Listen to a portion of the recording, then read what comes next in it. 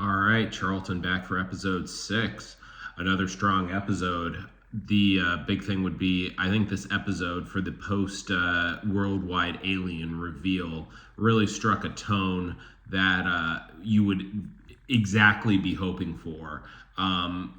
In some ways, I think that's better than where the book and really, especially the Chinese TV show was. Kind of sort of this almost a little bit of an art house style combined with some really poignant themes that were brought in earlier episodes, maybe making those earlier episodes a little bit weaker, but now are having I would say, a good payoff. I'd put it in a solid 9.5 out of 10. And one of the big things here is I would just say that the show needs to live on into a second season. I think at this point, the product, now I've still got 2 episodes to go here, but the product that they've put forward, it deserves to have, its next card dealt, which would be season 2. I think it will get there.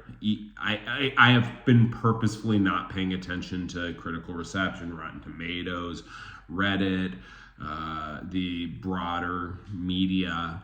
But I would say that this show, if it did not get renewed, would probably kind of get a little bit of that cult following like Firefly. I don't think it's quite as good as Firefly. I mean, Firefly is, in terms of canceled shows and mishandled shows, is the greatest of all time. But this show, I think, would, people would be calling for a season 2. I think they've got a team here that does get it. So I would certainly never, call for their heads or call for their, kind of a burn it to the ground and a start over mentality.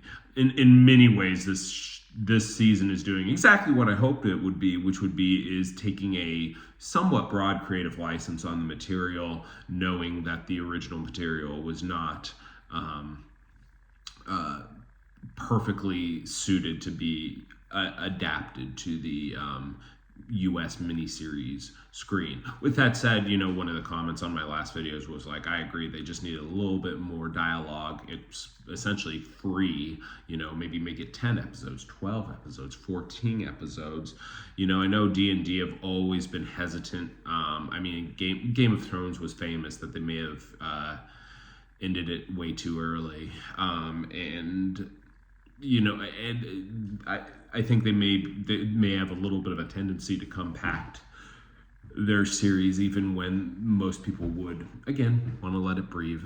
But this episode, that is not a problem. This episode, I think, was perfectly paced, perfectly long.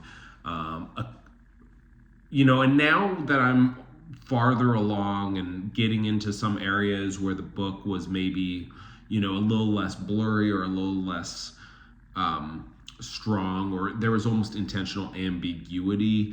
By the way, it may have just been my inability to comprehend it perfectly. I think in one of my first videos, I told you in terms of my literary analysis, I am not I am not S tier on that. My big thing is going to be trying to tie in, how moments felt. It's not going to be one for one citing, lines in the original book and how they cross-reference to the Netflix. But in that theme, this episode really nails it in terms of those themes and those feelings of still being conveyed. And I think that could have been a really hard thing to do. Maybe even doing it a little bit better. Okay, favorite parts. So this episode had 2 major themes. The first one, I think, it was deontology versus utilitarianism. What does that mean? All right, well, let me tell you what my back in the day, my business law professor told me back at business school about how you kind of approach, various problems. So utilitarianism, you all may be kind of familiar with that. That's trying to, if you have to make a choice, like, the classic, is there's a train coming at people and you can influence it and it will kill one person, or you don't influence it and it'll kill 5 person. You're like at the switch, right? Well, in the scenario where you influence it, you have condemned that one person to be murdered. So you did a wrong, you committed a cardinal sin, you murdered someone, but you have greater utility, 5 versus 1. So utilitarianism would tell you all day you're going to flip the switch. Deontology, on the other hand, is kind of the way of approaching a problem, or like a life set of rules, in terms of there are absolutes you can never cross. I will never murder, I will never lie, I will never, and good luck maintaining relationships if you never could have white lies, but things like that. So the deontological perspective would be, actually, it may even influence you more towards not even touching the lever and taking the 5 deaths. So turning Judgment Day into confetti last episode really brought up a great time for Augie and Raj to kind of argue both sides, and it's very well done. It's a very mature part, and it does a very good job of reflecting on the mature tones of the book, the complex tones of the book, wicked problems where there's no clear, great solution. So that's a win in my book. Finally, and Augie taking the deontological standpoint, while Raj takes the utilitarianism, kind of combined with the kind of the military, like, we get our hands dirty so you don't have to. Both sides are very well acted, and both sides really set up a great dialogue to explore, almost in a theatrical Shakespearean style.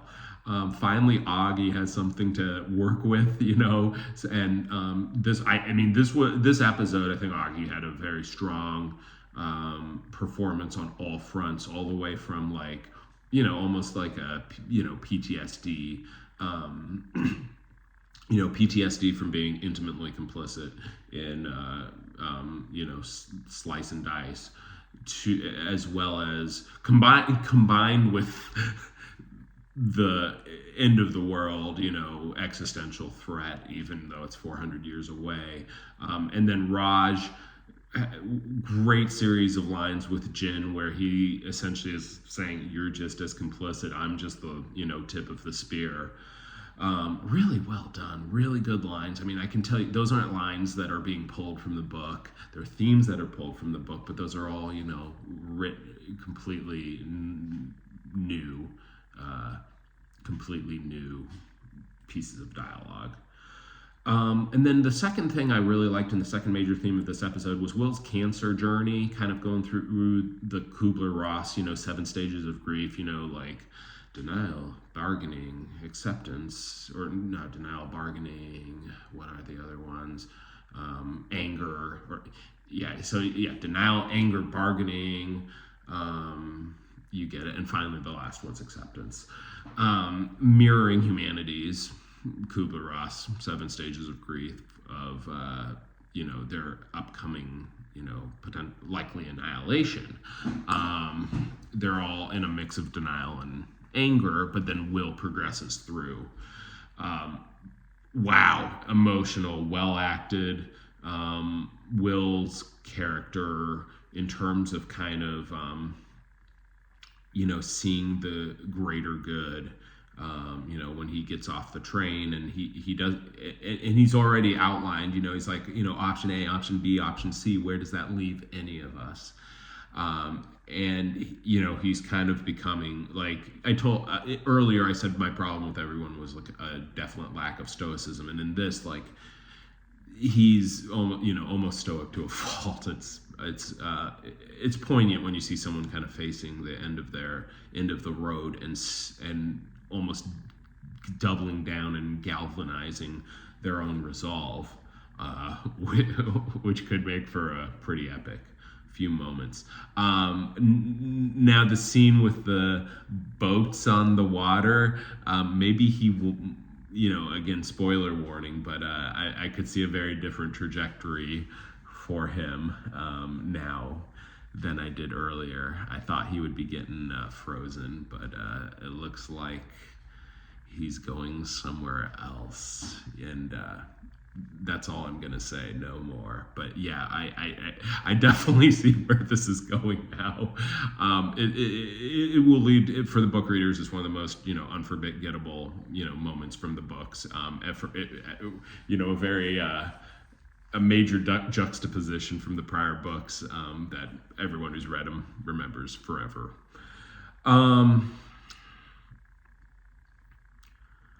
Okay, so yeah, so what's good and what's bad, what's kind of mixed. The scene where we get to the British Palace and everyone's in there sciencing hard. I think they could have scienced harder. They weren't having breakout groups. They still had a small group. It still seems small. The scope still seems small. This needs more budget or more extras. This needs more locales. This is not a UK-centric show at this point. I know it seems that way. They should be having at least satellite uplinks. At least, please. This show, if there will be one continuous theme, is that I think it was written to simplify the story for the audience at the expense of background. Anything background, all things background, eliminate them. Only key story beats so the audience doesn't get confused. There's one or two people who commented on prior videos, and they were saying that people they were watching it with were doing a good job of really following along with the story, essentially better than you would have expected them to follow along, and also getting really into the mystery by about episode 3. And for stories like this, sometimes, for myself included, reading the books, the mystery is what keeps you, or what really hooks your claws into it really deep. So I think that's a good sign then. So it would have been good though if during this sciencing part of the show that they had maybe a couple more proposals be discussed. This just to make it a little more science heavy. It's still a little bit on the science light side. I get it. You got this IP because it's a great story, but it's a science story too. So don't leave the science out too much. Now they do at least, again, equations, another equation, 0.1% the speed of light, and then talking about the intercepts. They actually, at least they do more science in it. But there are other proposals being floated simultaneously of how to accelerate to some fraction of c, maybe not 1%, maybe 0.5%, maybe 0.25% of the speed of light. I think it's pretty cool though how we were talking well, if we leave now, we'll get there 2 years before the invasion fleet arrives. And then finally, Wade being it is an intelligence gathering, we're sending a person. That is actually pretty cool how he's still keeping a couple cards close to his chest. Wade still is pretty good.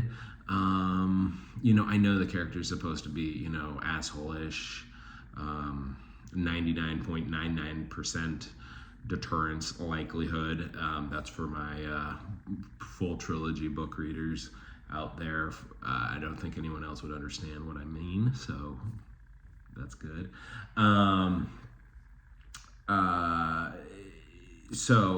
But there are still some times where he kind of comes off as just being all over the place and sloppy, just kind of. It's very hard to put my finger on it, but his character's, kind of mercurial, bouncing around. He should probably, if he's as important as he is, he should probably have a chief of staff, things like that. When someone is at the gate, are they really going to patch immediately through to Wade when he only has 3 minutes for Raj? I don't know. But that would mean more actors, and it would probably mean either more residuals or something with the Screen Actors Guild, or however they try to avoid, Netflix probably has an entire department dedicated to avoiding how to pay extras, and that if they would have had more sites or more people, they probably would have had a higher budget. Okay, I get it. Oh man, yeah, what a hoot when Raj gets what everyone in the military always gets when they volunteer for something. He gets the job and it's nothing like what he was hoping for. So going to the moon, that's sweet. Was that in the books? I don't know, but it is a really cool part of whatever they're going for right now. I thought we just had orbital. They just had orbital shipyards. I don't know. Some of this some of this I'm still getting pissed though. I mean, like, Wade is telling the scientists that it's like, okay, well, we're just going to use what we have and go harder. Wade shouldn't be advancing that side of the science dialogue. And again, like, Dashi is the same thing, where Dashi is constantly bringing in like science things or like major plot move ahead points. Those aren't the characters to do it. And it in some ways it kind of undermines the characters' like strengths. Like, they're the political, intelligence, cutthroat, side of things, right? And there are parts where Wade as a character is working. He's interpreting what the scientists are saying. Of course, this group of scientists, like, that's one of the things I think where the original author, really gets it across better. Where the scientists aren't coming across as defeatists, they're coming across as pragmatists, and they're choosing between a number of difficult problems. And yeah, they look at the nuclear, sail acceleration as one of the best options, but there are other options that maybe they should have been talked about.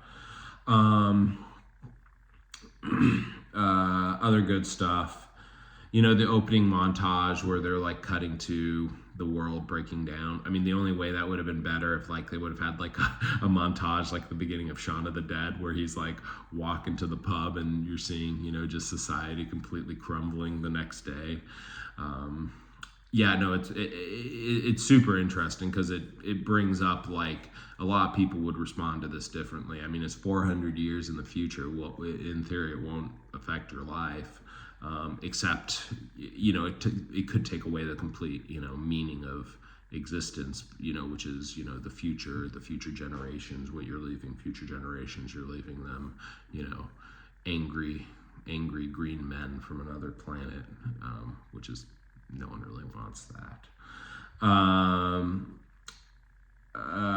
And finally, the part where they're explaining how the Sofons are going to have to split their time between a number of activities. I love that. That's actually upping the internal consistencies. Was that in the book? I may have missed it, but I kind of just assumed but I never really quite got why the Sophons weren't kind of firing on all cylinders anymore as the books came along, or more like they weren't undermining every single thing. I mean, could they cause cancer in someone? Could they go in and break a bunch of DNA links in a critical cell and, kind of like, the sun does for skin cancer? Like, there's a lot of things they could be doing. I think it's really cool that they were talking about how doing the countdown in Augie's eyes was like monopolizing a single Sophon, and that would be a huge waste when you could just jump between accelerator to accelerator and ruin their experiments. And then also, if you're going to spy on someone, but the assumption is like you're always being at least partially spied on. One of the things I forgot to bring up in the last video, I don't know if the alien existence is an AI in that 100 petabyte file, or if it's the instantaneous communication. I think it is. Well, okay, maybe I'm being silly there. It is the instantaneous communication, right? I mean, because of the quantum coupling or whatever it is. I'm sorry, I misspoke on that. But why was there a 100 petabyte file? Is that the Sofon, the program?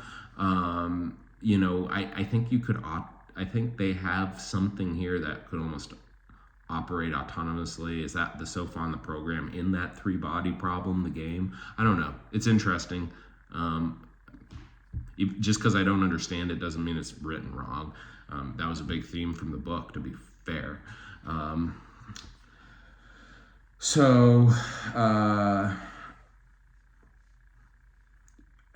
Just to kind of round this out, I mean, this episode is giving us the horror, the horror that we all need and deserve at this point in the story. Very much humanizing it from one man's journey with cancer, and very much now seeing the end, and you can see the end of the tunnel, and it's dark. The really, really, really well done. Just one critique. So the music in this episode, I think, was better. I think I'm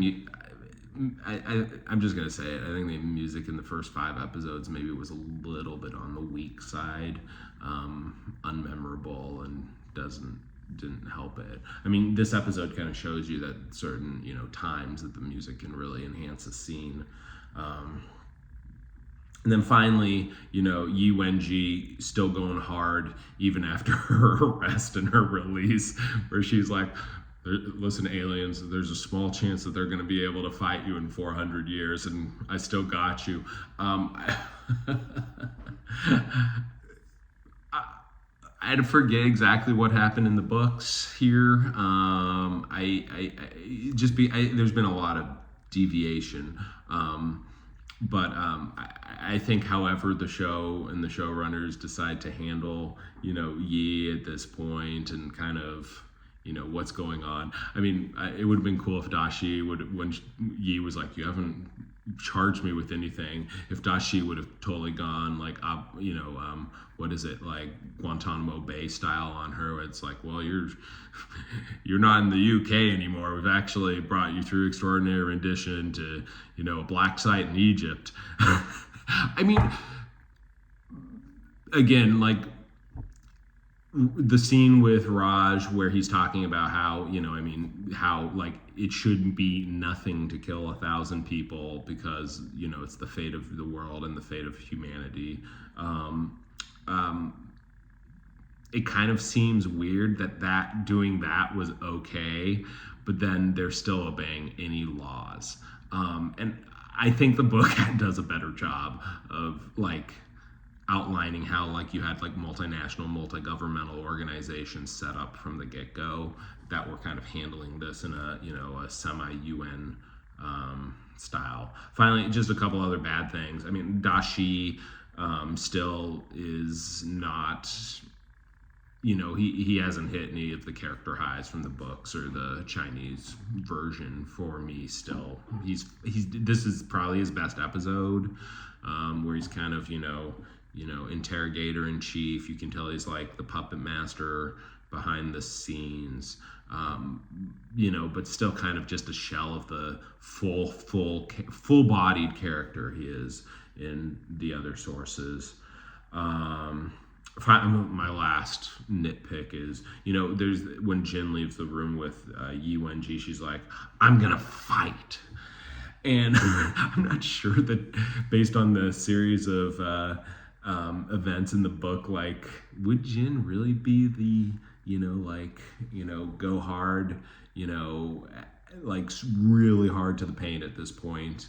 I don't know if I was in her shoes, if I would be, given everything that's going on. It's like, the idea to like truly how you're gonna, like, the most intelligent response to this at this point is actually, imminent doom, right? So I think it would have been good if you would have seen how some of the very intelligent, sophisticated characters are grappling with, whether it is a foregone conclusion that the aliens are just going to steamroll us.